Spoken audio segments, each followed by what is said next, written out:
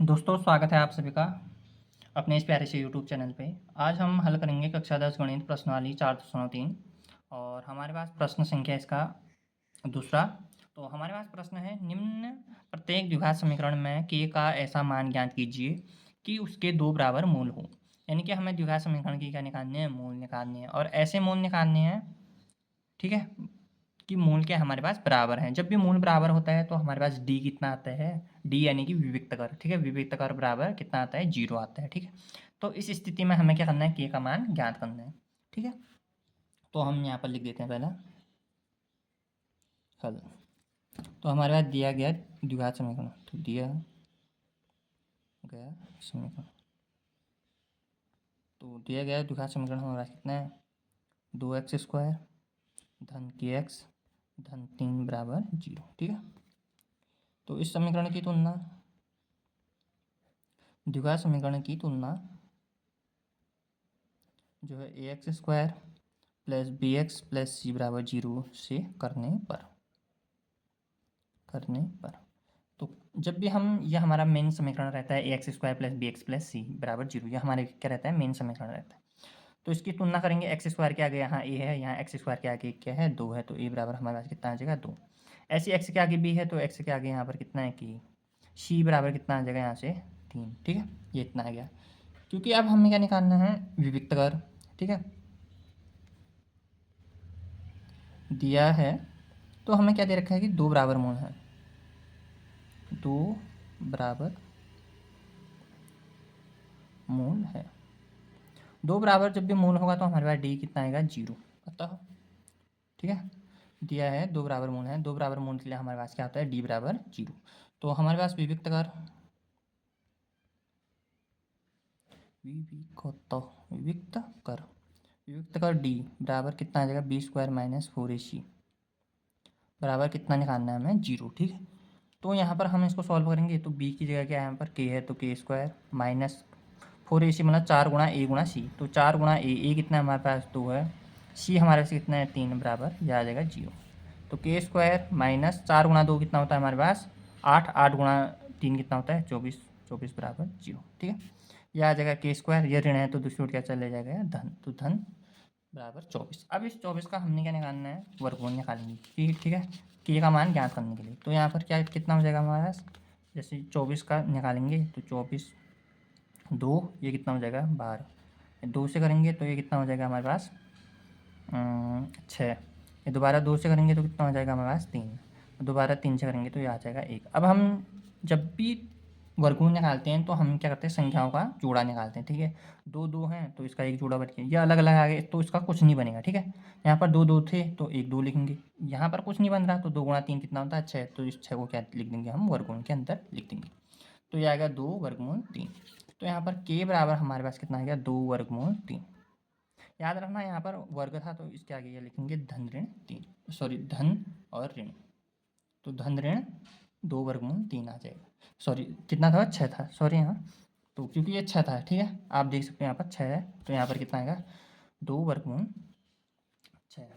तो अतः हम यहाँ पर लिख सकते हैं, अतः के का मान कितना आ गया, धन ऋण 2 वर्गमूल 6, ठीक है। इसमें से हम कोई भी मान लिख सकते हैं, उसका कहने का अर्थ ये है। इसी प्रकार से हम इसका दूसरा ऑप्शन सॉल्व करेंगे। तो दूसरा ऑप्शन हमारे पास क्या है इसका सॉरी, तो दूसरा ऑप्शन हमारे पास इसका क्या है कि x ऋण 2 धन 6 बराबर 0, ठीक है। इसको हम हल करेंगे। तो हमारे पास दिया गया समीकरण,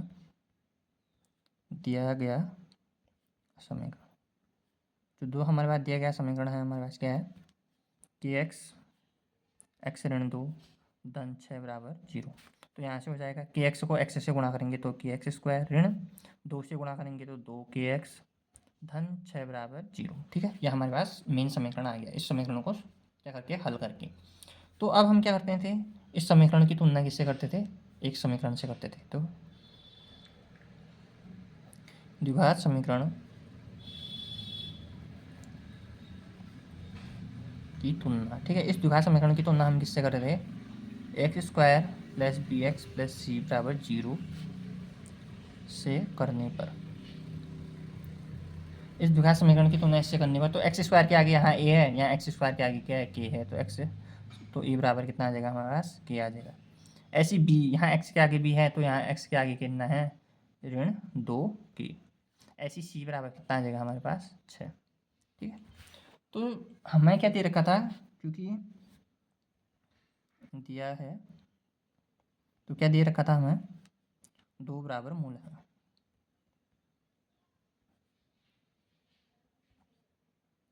दो बराबर मूल कब होते हैं, जो हमारे पास डी बराबर कितना होता है 0, यानी कि हमारे पास विविक्त कर कितना होता है 0 होता है, ठीक है। तो अब हम यहाँ पर लिखेंगे विविक्त कर,